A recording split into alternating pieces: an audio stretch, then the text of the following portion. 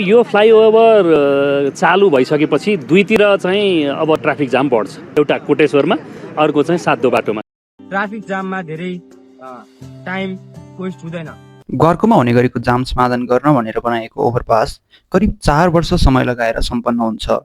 तर यो ओभरपास बनेपछि पनि जाम समाधान भएको छैन। कोटेश्वर, सातो बाटो, जडीबुटी र तिनकुनेमा सर्नु पुगेको छ।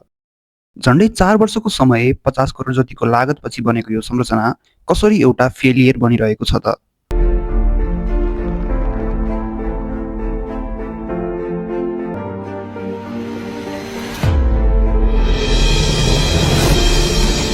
फेब्रुअरी 24, 2022 मा ठेक्का सम्झौता भएर ग्वार्को ओभरपासको काम सुरु हुन्छ।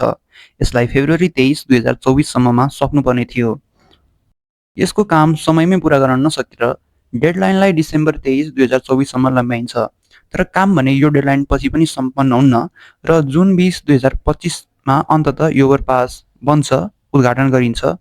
तर करिब 3 वर्ष 3 महिना पछि करिब 500 मिटर लम्बाइ भएको यो ओभरपासको काम विभिन्न समस्याको कारण ढिला र सुस्त गतिमा हुन पुग्छ। झन्डै 40 मिटर जति वाल त फेरि भत्काएर बनाउनु पर्ने भएको थियो। करिब 4 वर्षसम्म दैनिक रूपमा धेरैले यहाँको जाम महसुस गरिसकेका छन्।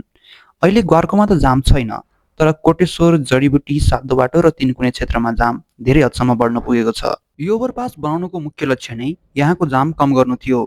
तर एक ठाउँको जाम अर्को ठाउँमा सारेर समस्या समाधान भयो भनेर मक्क पर्नु मूर्खता मात्र हो।